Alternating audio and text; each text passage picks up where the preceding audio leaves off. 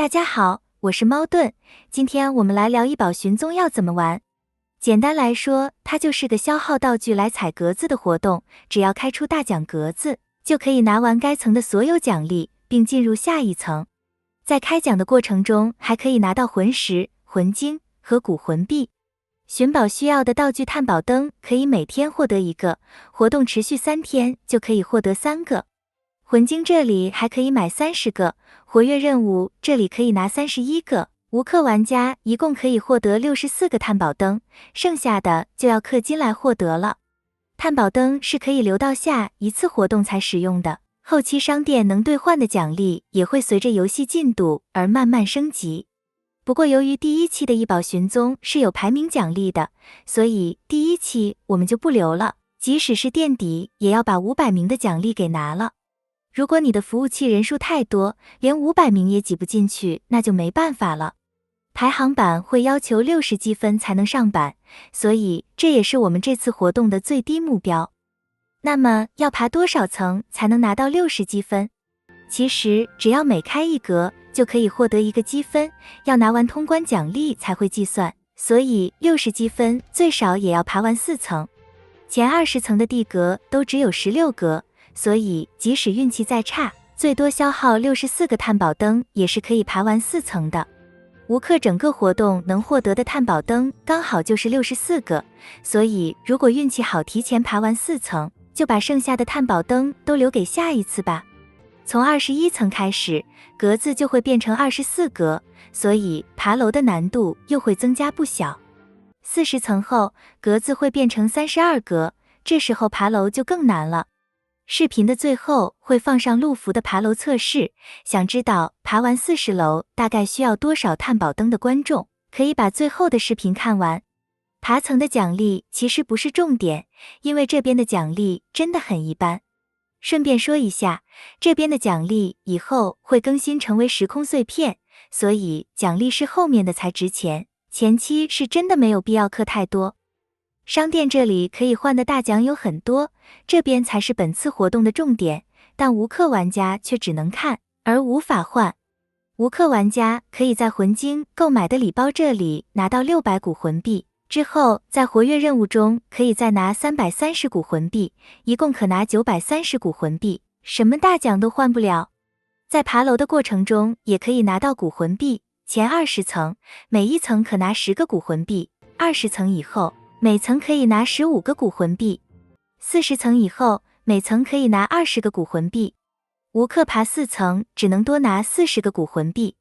本次活动总数只有970个古魂币，最低的大奖也要1500古魂币，所以无氪玩家不留是永远换不到大奖的。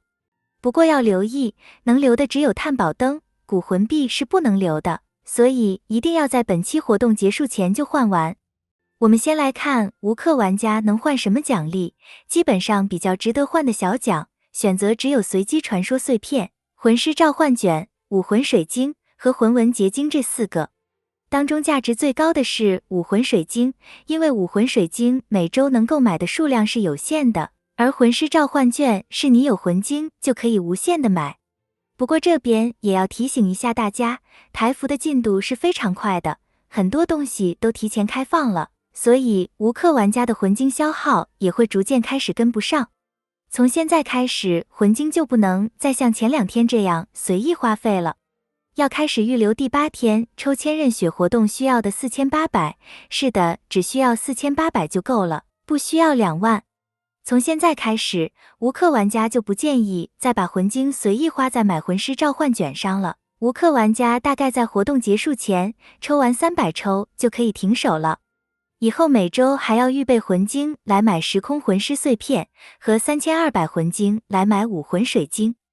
说远了，回到商店兑换这里，对于无氪玩家，我的建议是先把便宜的魂师召唤卷换完，毕竟现在还在前期组队的阶段，所以遇到便宜的魂师召唤卷还是要拿下，剩下的则可以全部换武魂水晶。先保证每个人都有自己的专属武魂，然后才优先升星主输出的武魂星数。有了专属武魂后，魂师在武魂真身状态下行动后，可以释放1次武魂技，这就等于是多了一个技能来输出，所以很重要。这也是为何我们要优先选择拿武魂结晶的原因。随机魂师碎片60个，看起来也是一个不错的选择，因为拿了就可以直接出一个魂师，怎么看都比拿魂师召唤卷更划算。但你要知道，这游戏是很喜欢平均分散出魂师给你的，所以即使你拿了随机魂师碎片，出来的魂师也不一定会是你要的。无氪玩家的古魂币只能在武魂结晶和随机魂师碎片中2选1，是要选随机碎片来赌它会直接给你想要的魂师，还是拿入手比较困难的武魂结晶，就看你自己了。然后剩下的就全换便宜的魂师召唤卷就可以了。氪金玩家的选择有万年拟态魂环、自选传说魂师、传说武魂自选和万年自选魂骨4个选择。现阶段而言是每个资源都很缺的，但若以资源获取难度和需求来排列，万年拟态魂环是最容易获得的，虽然它的需求量不小，之后升5万年魂环也都会需要它，但现阶段还是优先拿比较难获取的资源比较好。自选传说魂师在现阶段的重要性绝对会比魂环更高，除非你的队伍已经完全成型，不然哪怕它的最终需求量并没有魂环那么多，现阶段还是先拿自选魂师比较好。但如果你的队伍已经成型，那就可以进一步去拿魂环。接着是传说武魂自选，它虽然重要，但这边需要的古魂币太多了，这是给大氪玩家用来加速用的。一般玩家还是联盟商店里慢慢换就好了，优先换其他比较便宜的资源会更划算。